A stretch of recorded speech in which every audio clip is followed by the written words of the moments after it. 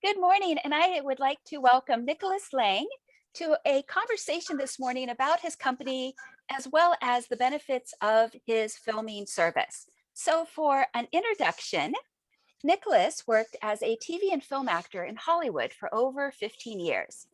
He transitioned to behind the camera and began directing and producing digital content for Disney. Niklaus moved on to create, direct, and run the production department for The Audience, a multi-platform social media publishing company. Niklaus now heads the creative production company Toughtown with his partner Mike Damas. Toughtown creates content for big brands and works with some of the industry's top celebrities and influencers. He has directed television commercials, interviews, and music videos for Grammy Award winning artists. Mr. Lange's short film, My Dad Was Contacted by Aliens, won the grand prize for Best Documentary Short at the Marina del Rey Film Festival. So I'd like to welcome Mr. Lange. Hello, thank you for having me. I'm honored to be here.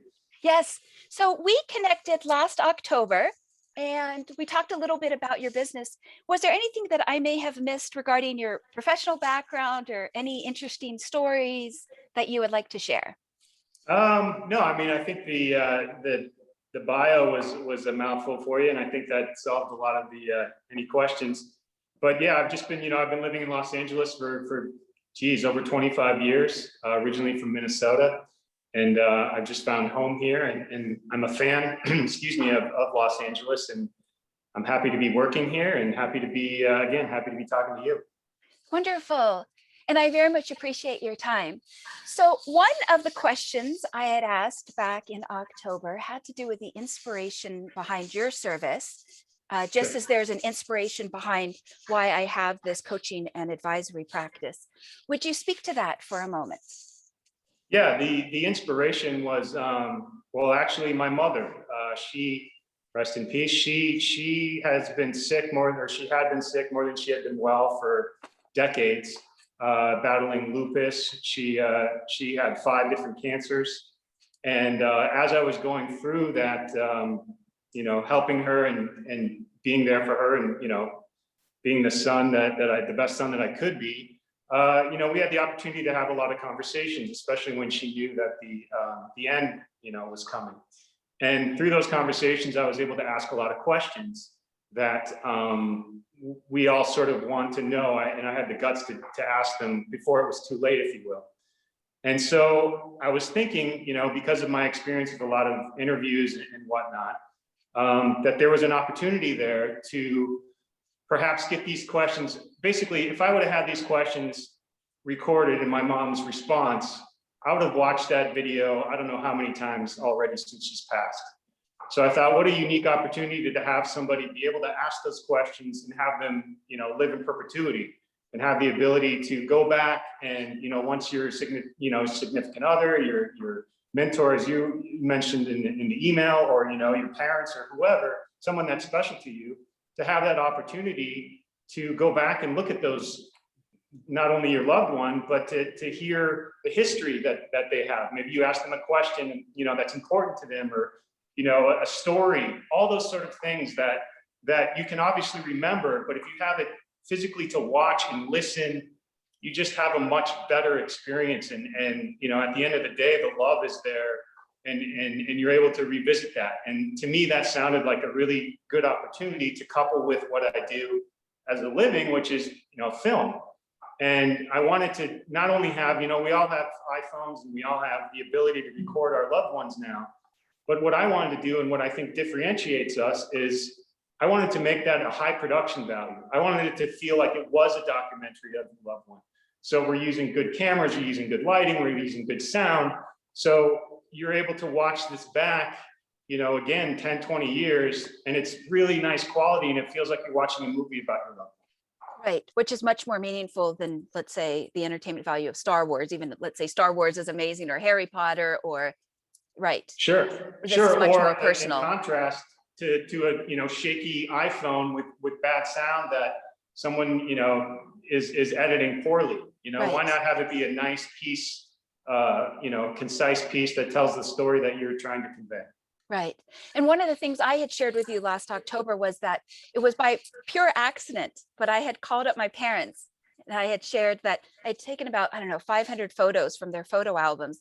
This was a couple of years ago, and due to COVID and things slowing down a little bit, I had the opportunity to call both of them, and I chatted with them for about an hour each a day. And so I ended up talking with my father for 11 hours, and then separately with my mother for 11 hours. And what I had discovered was so many stories that they didn't tell me growing up.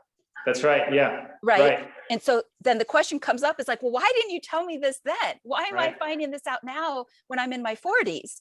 And things that they had struggled with, and things that they had to overcome. And all of that was left out. And also just the things that they knew historically. And I also want to add just how valuable it is to record something, because my mother's culture, like many ethnic cultures, they live in what I call an oral tradition, but they won't put something in writing per se. Whereas my father, he comes from an English background, so much was documented, scrapbooks and black and white photographs. Like we're talking back to like the year 1080 and 1060.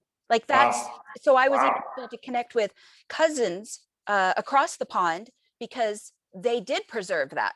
So I just wanted to share that. Okay, so and to that point, as the interview goes, we do cut to pictures, videos, and especially these modern times. To your point, people have documented a lot of things that they're whether it be video or photos or whatever, and we're able to implement that in as they're talking about that said story. We show an image or a video from that story and then cut back to the actual person instead of just a Ken Burns from iMovie collage. It's just more it's just a more professional feel. Right. Good. While some coin the phrase end of life business, it can sound pretty grim. Yeah. What are some of the positive effects or benefits? Well, I would just say that the benefit is that life doesn't end because you're able to revisit that video again and again and again. So yes, the finality of the person being on Earth obviously is real, but as far as being able to, there is no punctuation there. It's sort of an ongoing, your ability to continue to visit them is ongoing, and be able to connect with them, right? Which is what we all want to do. Yeah. It can live on forever. They can live on forever. And right, exactly. Yeah, and I think to your point before, to have a visual auditory living record is so powerful, especially because some people learn visually, some people learn through sound, and some people learn kinesthetically. And I know with video, there's so much that can be done, and which we'll speak to later on. Okay. Yeah, I also wanted to, for a moment, to point the flashlight that I think what makes somebody commit to a project of a documentary or a short film about a family member is threefold. I think a part of it is that preservation. I think another part of it, and what I mean by the preservation is being able to preserve one's heritage, because that is not going to be covered in public or private school, because they're going to be covering different subject matter. And I also wanted to talk about that. I think love is also a motivating factor. 100%.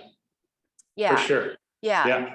Because let's say there's a grandchild and they didn't know their grandparents. Now they get to have a direct connection to, and it's a personal connection, or I could say, or a genetic connection. Yes.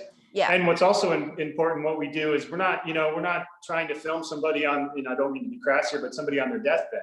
We want to film somebody, before the illness comes, or before the twilight begins, if you will.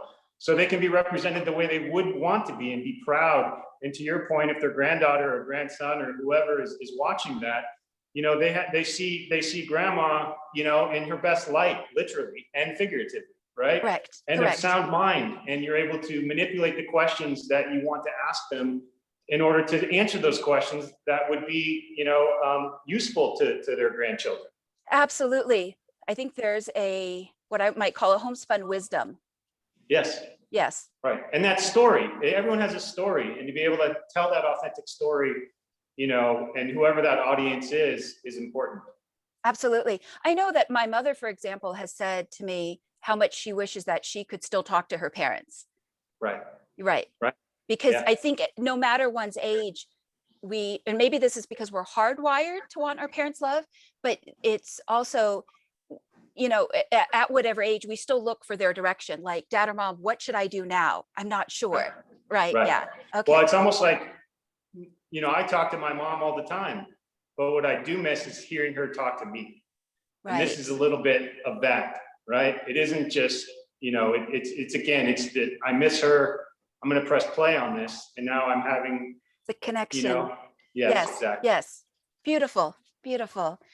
What is involved in preparing and or carrying a client through this filming journey? Well, we again, the story is important. So I like to think that we would prepare the subject with, multiple questions. I have lists of questions that, we propose to them, and, it's worked out prior. So there's no surprises as we go. And then you're able to also curate those questions. And maybe there's something that I didn't think of that they want to talk about. Mm-hmm. So, there's almost a pre-interview, if you will, in wanting to discover what the important things, what their, bullet points they want to hit. And then, of course, as the interview progresses, you start going on tangents, etc. But to know what's important, and to make that person feel comfortable, so they don't feel like they're going to be bombarded with something that they're not prepared for, that they don't want to talk about, because emotions, run high when you're talking about memories, etc. Right. And you want that this word will come out quite a bit, that authentic voice coming from them, instead of them being nervous or, oh, I don't want to talk about this. We want to make sure everyone's comfortable. Absolutely. So that initial structure. Right. So it's and almost it can go off the rails, but let's have something there, for the parameters if need be. Yeah. Good. So it's like, we're going to go on a journey, and here's what to expect. Right. Yeah. Right. Okay. Yeah. Let's not throw any surprises at you, because it's such an intimate thing, and you know that this is going to be your legacy, right? There's that word, and you want to protect that, Absolutely. Yeah. And I want to highlight something. It's difficult to buy an authentic moment. And I think that this is what, okay. This is a series of authentic moments, right? Yes. Yeah. So you've mentioned one time that you can find 2 minutes of great content from 20 minutes of film roll. Would you speak about this? Like That's the value of saying, editing. Oh, I'm sorry, say that again. Yep. So the value of editing. So right, I was just going to say that's simply editing. I mean, through my entire career, whether it be in front or behind the camera, acting is a business of takes. They get the best stuff and then they use it, and that's sort of the same that thought process is applied here as well. We're going to make that person look the best that they can. Go to that, the most authentic part, the part that has the most heart, and so trimming that 20 minutes down to 2 minutes, it may be 5 minutes, maybe 10 minutes, but just, making sure that we trim that fat so it's an efficient experience for the viewer and for the subject. Absolutely. Yeah. So it's interesting. I bet as a director, you have an eye for looking for specific moments. Yeah. Sure. So do you want to shed any light onto that? And maybe you can right now, maybe you can't, because sometimes it's like you have to see the thing in front of you to be able to say, this is the well, there's been plenty of moments through my career, especially in interviews, where we're all standing there, watching or listening as it's going. And there'll be a moment, and it is the powerful moment, where everyone will look at each other, excuse me, and it's like a knowing nod, like that's it. That's making it. You know what I mean? Yeah. And I'd like to think that setting people up for the good morning interviews is we're just trying to hit those all the time. Try to find those moments as much as possible. And you just know when something is gold. You know when something is usable. Right. And especially when someone's using their voice and their truth. That's like, that's what you want, Good. Yeah. So are there any emotions that came up for you? And this might be a personal question. Sure, yeah. When you recall the memories about your mother and your own personal life experiences? Any memories? Any emotions that might come up? And the only reason I bring this up is because one of the things I have noticed when I'm working with a client and I'm coaching them through something is they can have a moment where they will see something from a new light, whether Right. it's like that 5,000-foot eagle's view, or the new insight is, oh, that's what they meant. I can read it differently now. Like maybe back then I took offense to it, or I became defensive, but now I can see that's what my parents were trying to say to me. This is what they saw and heard, but I couldn't see or hear that yet. Now I have a new profound ability to see it with a new lens. Sure. Yeah, I don't know if I have like a specific moment or lesson that my mother taught me, but I will say that her voice echoes in my head quite a bit. And there's moments where I can hear her, encourage me, or words that she's used in the past will enter my head and motivate me to do the next thing. There's also a lot of triggers that you don't anticipate that can sort of start that process. The strangest things that you won't even think about. Opening a can of soup or something, may bring you all the way back to some nostalgic moment when you're in the kitchen with your mother, and then that begins a whole other series of memories. Sure. So I think that as far as being emotional, that you can't help but be emotional when you're remembering those kind of moments, especially filled with nostalgia. And and my mother was so caring and so excuse me supportive of me that those moments come a lot for me, to be honest. And that's great. And sometimes they're tears, sometimes they're laughter, and sometimes it's just meditation around what did she mean. Mm-hmm. And her a lot of things one thing she used to always say to me is happy now, be happy now, because this is all we have is these moments, this moment. So make it count and try to be happy now. Oh, that's beautiful. Thank you for sharing that. My father has shared with me, sometimes he hears his dad's voice in his head. Right. Yeah. And so it's interesting that invisible level of energetic guidance. He's a preacher's kid, a PK. And so it's interesting because that connection can still be so strong when we remember, our mind still remembers. Yeah, no, yeah, for sure. It's a physical memory. I'm sorry. No worries. No worries. Okay. And I also wanted to share that I think in a larger ripple effect, one of the positive effects or positive benefits, especially with the next generation, is I think the next generation, if I could give one word to it, it would be that they crave authenticity. Yes. I think sometimes they look out into the world today and they feel like there's so many layers of deception. My parent or grandparent will tell it to me straight. Right.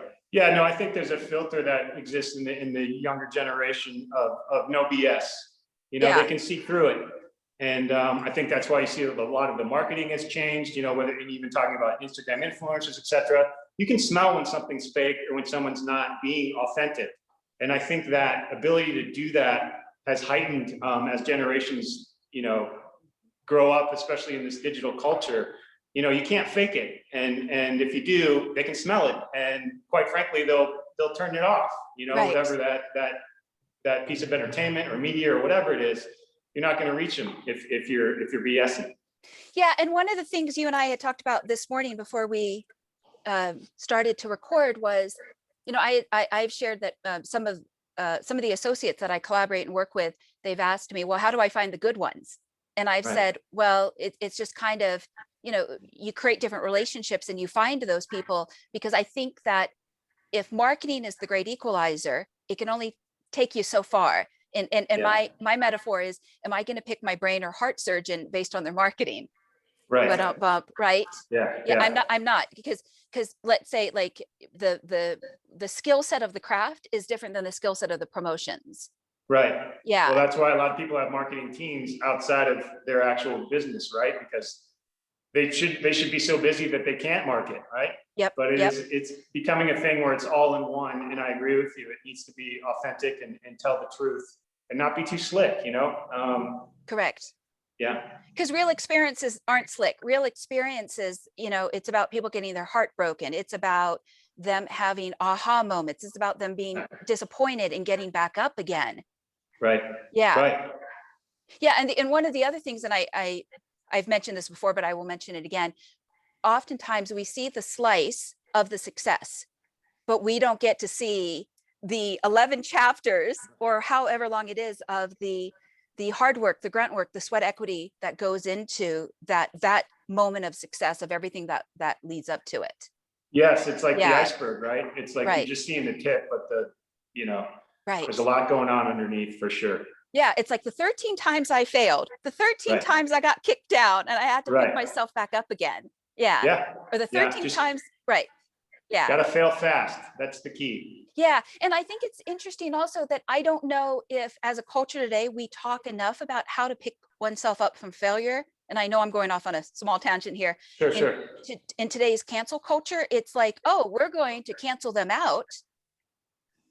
And it could be, I'm not just talking about things like cyberbullying, but it's like, where is the conversation about, and then that person picked themselves back up again. Right. No, Yeah. resilience is a huge part of what I think you need to have to be successful. You have to be able to peel yourself up and keep going and head towards the goal, regardless if you get beat down or not. And you got to keep going. Yeah. Yeah, absolutely. Yeah, I think that those moments are especially priceless, because I don't think any of us has it as easy as other people might think that we do. Right. Yeah, if right. you look, oh, that person that, the grass is greener on the other side, is it? Right. And that's Yeah. when your character, and that's when, your work ethic and everything is really, really shown anyways, is when it's hard. I mean, it's not like you just step into success. There's a path to that. Right. And there's, I can guarantee you that every successful person didn't just appear there, and they worked their butt off to get there, and definitely had, we've all heard stories of, some of the most successful people have had a lot of setbacks, and how they deal with those setbacks is key. And that's how you become successful. In my mind, that's my opinion. Yeah. Yeah. Okay. So going on to the next question, what core values do you get to honor when you apply your talents to these projects? And I know that could be kind of an abstract question. Sure. Yeah. Love and truth, I think, are two of the ones that come to my head right away. Being able to, those values are important, obviously, to everybody in the culture and the world, quite frankly. But to be able to find those moments of authenticity again, truth, love, and be able to have that recorded forever is really special. And you may not get that on a normal day where there's not where the interview isn't set up a certain way, or you're just at a birthday party or whatnot. But to be able to have these interviews, knowing that you're looking for that, knowing that you're looking for the truth and the love, you'll find it, and then through the editing process, you'll continue to hit on that, and that will be the through line of the entire piece. Good. Very good. Thank you. Thank you for sharing that. Yeah, I think I just wanted to shine a flashlight again on, kind of where you get to bring who you are into this. Right. Yeah, your core And values. I can do the interview, or one of the family members can do the interview, depending on what the level of how comfortable they are. Sometimes a stranger makes it easier. Sometimes someone that they know is too intense, and there may be some too much history there. And sometimes people are more willing to go there with a stranger versus somebody that they know intimately.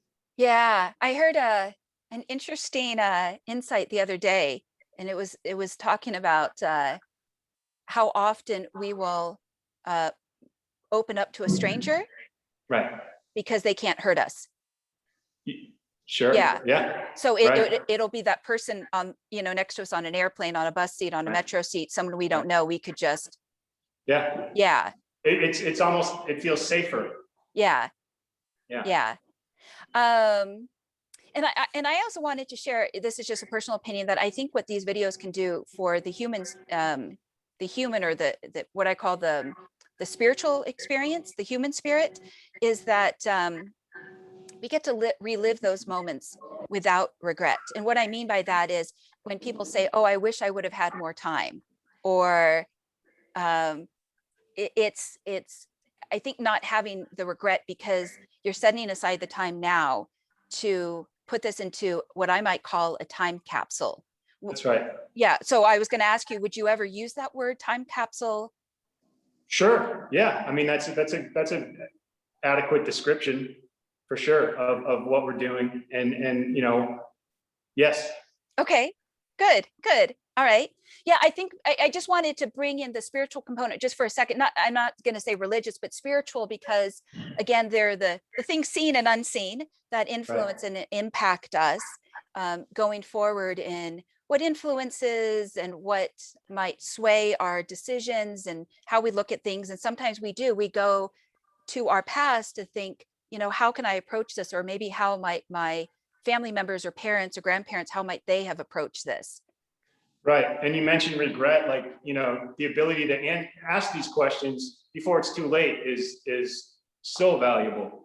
And, wanting to know that story. How did you meet mom? Or, like, what was that like? Like, what kind of day was that? Did you guys go on a date? Like, what was, things like that you don't even maybe think about. But if you had that to look back on, and, it doesn't have to be all these like heavy, life-changing events. This should give a nice rounded picture of who this person is, in moments of levity, in moments of despair, but also, and success. Like, it's not just like this is what they're going to play at my funeral. No, this is a celebration of this person. This is their life and what made them tick, right? Which Right. goes back to your time capsule of, okay, it's not just the tent poles of their life, it's the Right. nuances, it's the pet that they had, etc. Yeah, I could share with you that one of the things I was floored by is that on my father's side of the family, how well dressed his dad and grandfather and on, like they just dressed immaculately in the late 1800s and the early 1900s. Right. I And you'd could, be able to see that, if you have yes, images of that, and you're able to, and then said, the person talking about them, you're seeing that as they talk about them. What a great little, seasoning on the whole thing that you wouldn't even necessarily even hear about unless you were actually forcing that conversation, forcing in a good way, yeah.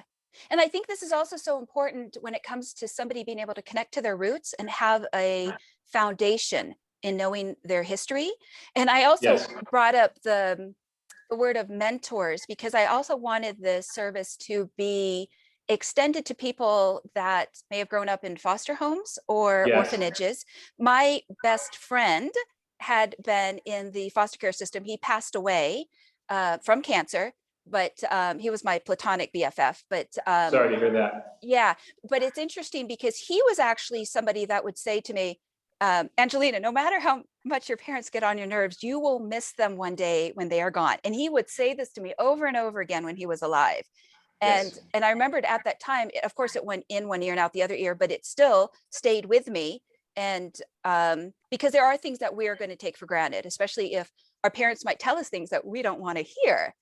Right. Yeah. Right. Whether they are right or wrong, because they're going to have a different perspective. They're from another generation. Right. If they're more traditional, for example, they might, again, say things that, can be very critical. Sure. Because Yeah. they will know where to push the buttons. Yeah. Sure. Yeah. Yeah. And go ahead. Well, the other thing I was just going to add to that is when I think about some of the family businesses that I have and still continue to work with, when there is a passing of the baton in succession planning, one of the things that I also think is so important is to have that knowledge directly from parents and grandparents. Because if not, somebody could be given what I call a very heavy, maybe yet wonderful bowling ball, but they have to be able to carry that weight. And if they've spent the last few decades partying, enjoying life, and not paying attention to the business, they might not know, what do I do with this bowling ball? And then that bowling ball can become not just a liability, but it's like, what do I do with that? I just got thrown out into the middle of the battlefield. I'm expected to be a general. I'm 45 years old. And I don't know because, right. I just wanted to speak into that for a second, that the valuable connection to one's roots, to one's foundation, to know, how do I steer this gigantic ship? Right. And I think the success of these, these genetic services that are out there also speaks to that. You know, people are very interested in seeing their history through, you know, where their family originated and all that. And I think the popularity of that only is an example of how these kind of services, especially mine, can you know, take that idea and move it into a more even personal way. It's not just, oh, I have some parts from Ireland and some parts from Germany, etc.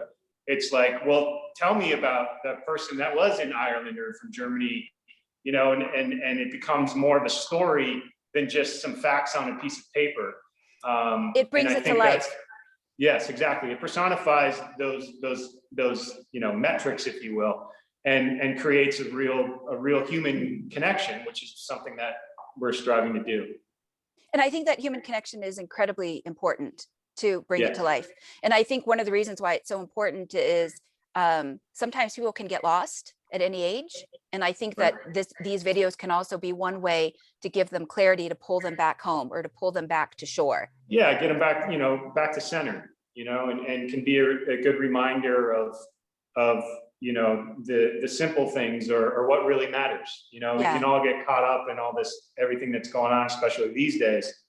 But again, to be able to press play on that video and have those intimate moments and that connection is truly valuable. Yeah. So you had mentioned this innovative tech idea regarding QR codes.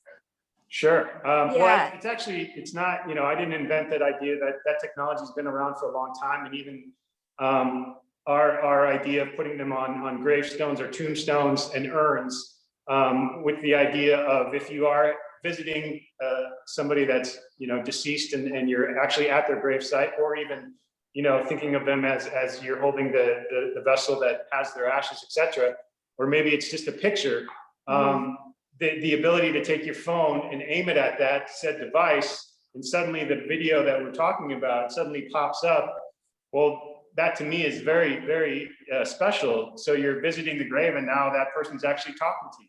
Right. To me, that's a really neat, you know, extra that we provide. That again isn't unique to what we do, but I think to couple it with a very nice, you know, production value, video, interview, etc., versus just a montage of some pictures and that maybe weren't, you know, done in such a good way, that, you know, you're able to just enhance your respect that you're giving, or enhance the feelings, or and just be able to be more in the moment with that actual person. Hearing their voice does a lot, you know, seeing their face, not just the name and what they chose to put on the tombstone or whatever it may be.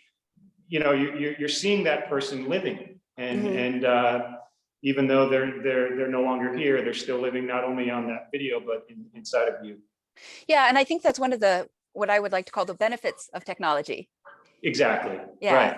Yeah. Yeah. You're able to call on that, and you know, these are private videos, so it's not like you can just go on YouTube and suddenly you're seeing someone's grandmother talking about their history. You know, we provide a private way to look at these things, so they're not just, and of course, if you wanted them public, they could be, but there is the ability to keep them only within the family, or whoever has that link, etc. Yeah, and I think one of the things you had mentioned also is, like, if somebody wanted it to be on a wall. So so obviously it's not going to be on the side of the building, but you know, if I think about, you know, what would be interesting, sentimental, heartfelt, you know, it's one thing to like take my cell phone and to point it to, like, you know, the side of a building, and you know, the latest movie can be accessed, but it's a whole other thing. It's like, if you've got something, whether it's framed or on the side of the, you know, your wall in your home, and it's like, you know, that's there anytime. And I bring that up because, like, statistically, before we had started recording, I brought up about, you know, the increased loneliness in the past year with the pandemic, that you know, people are craving authentic connection more than ever. Yeah. They want to know the truth. They want to connect with their roots, like when you brought up the popularity about ancestry.com or other websites like that. That's right. Yeah, it's just another tool, you know, another vessel to get there, and you know, it's just a lot easier, and because of the digital age that we're in, it's just more accessible. Yeah. And that's a pretty neat thing to have from somebody that you miss dearly and have love for. Correct. So as I had mentioned to you again previously before we started recording, I wanted to have this conversation because I know that people are searching for editing and video film services like the one that you offer, and they're not sure where to go or how to start, what goes Yeah, into it. And so right, if it's like a big unknown iceberg, then sometimes it gets procrastinated. And so I just right, wanted to be able to introduce you and also to introduce the idea of what goes into the concept. So if it's knowing ahead of time that there's going to be a structure or a set amount of hours dedicated to it, and again, that's up to them, as right, they negotiate with you regarding pricing and other different terms and conditions to the agreement. It's knowing that they're going to get what you had called, you had said to me, a really beautiful, well-produced product. right. And Yeah, there is some things that they need to do on their end, which is, take all that media, whether it be the old home videos, their photos, all that stuff. They need to, collect those things. We can organize them once we receive them, but there's certainly, a job on the client's end to find, all those photos and videos and whatnot to help tell the story. Mind you, we could do one without any of those things, but it's nice to have it filled in with references and whatnot. the And to your context. point earlier around, people dressing differently and all that, that's fun to see that nostalgia. But at the end of the day, and that's where a lot of the labor on our end comes from, because the filming itself is pretty much the easiest part. It's the edit, it's the telling the story and shrinking it down like we talked about before, and then being able to, transform those old photos into something that works for the end piece is important. And again, the shaky video and stuff. So Yeah, we want to be able to get the most efficient and the most best professional. quality. Yeah, but also knowing that not everybody is a professional photographer or a videographer. So we're Right. able to. That's why I think the production value that we offer, coupled with the shaky camera or the maybe out of focus photos, is a really nice marriage to have a final piece that speaks to everyone in a really special way. Yeah. Good. Good. Any closing thoughts that come to mind? I know that this is personal to you. You've gone on Yeah, your own personal journey. So yeah. I definitely wanted to bring that to the surface. But any other closing thoughts? I mean, I think that this would be an excellent gift to give to the next generation. Um, Yeah. No, I mean, thank you for having me and your interest in what we're doing, because as you say, I think it is a really special thing that you can give to your family, to your loved ones, to anyone that you care about. And it doesn't have to be, it doesn't have to be just your family. Like you said, it can be your mentor. It can be someone that was important to you. It can be, someone, like you said, the orphanage, etc. mhm. And I just think that, in these days and times, to have a digital record of people is getting more and more popular. And to be able to have that record be something that you're proud of, that the person that's getting interviewed is proud of, and knows that will be their legacy as they pass on to, off this earth, to know that they're represented the way they want to be represented, and, in a way that makes them, that lets their family, when they're missing them most, see them and connect with them. Yeah, I like what you said a second ago. Thank you, about the narrative piece, because I think that this is a personal opinion, one of the Sure. valuable components that also comes with it is, um, I don't want a label from the outside to be put on me. I want to create my own story. I want to create my own narrative. And if I can go back and see, who my family members were, what they represented, why they did what they did. Also, that obviously connects to maybe why I do what I do today, Right. in that DNA, it's the apple falls close to the tree. Then it's also that then somebody on the outside can't put a label on me or can't put a judgment, and then I'm Right. less likely to buy into that. Right. Yeah. And Well, I I also think, please. yeah, and I was also thinking, as you're saying that, that conversation that we started this interview with, of wanting to find out more about your loved one, etc., before they're so sick they can't think about it. That moment doesn't, you can never. That moment, you want to. A lot of people, procrastinate those conversations. And the truth is, you may push that off until it's too late. So do it now. You know, that's a thought I have and whether or not you use my service or not, it's so beneficial to go and talk to your loved ones and get that story out. Ask them about that thing that you didn't know about or that you're curious about.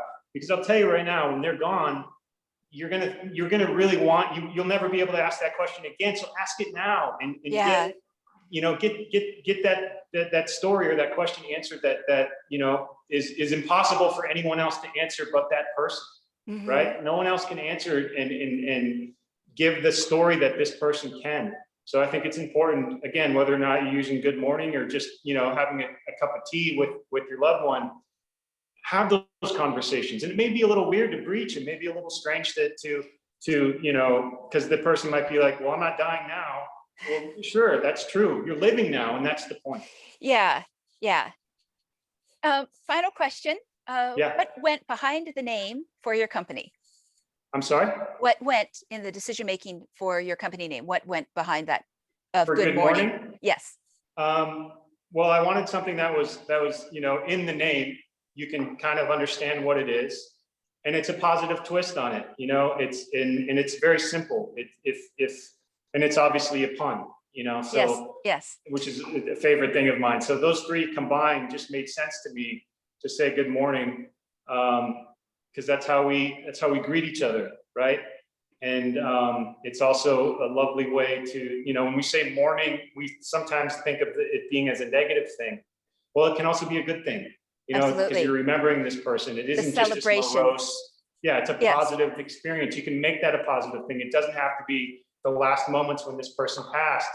That's the whole point of this. It's their life. It isn't just the end. It isn't the Mhm. deathbed conversation. It's the life conversation. The yep, I love that. That's great. Yeah. Okay. Well, thank you so much for taking the time to talk about this. And I do think it's incredibly important. Again, it was by happenstance that, you know, it's talking about the serendipity or the synchronicity of the universe. It was over a year ago that I accidentally called up my parents, and one conversation became 11 and then became 22 in total with both parents. And then we had connected over Instagram.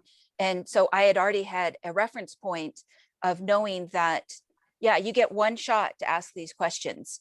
And it's amazing the depth of what comes. And maybe a part of it is parents are busy at that time.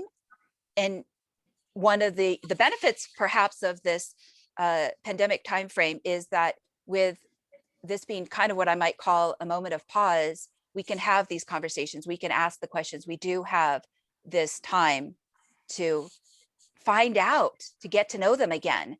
Yeah. Right. Agreed. And thank you so much for your interest and this interview, and very happy and honored to be part of it. And thank you. Okay. Thank you so much, Mr. Lange. Okay.